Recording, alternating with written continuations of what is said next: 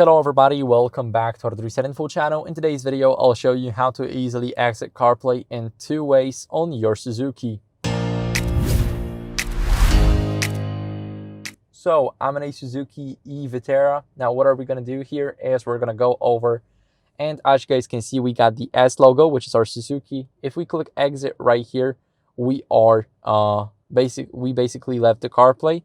Now if you forget the exit and, for example, you're here, what you guys want to do is click on the home icon right at the top here.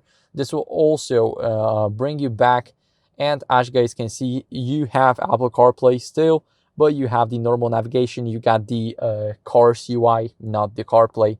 So that's how you guys can do it. Thank you for watching. If you enjoyed this video, then leave a like, subscribe, and I'll see you in the next one. Bye.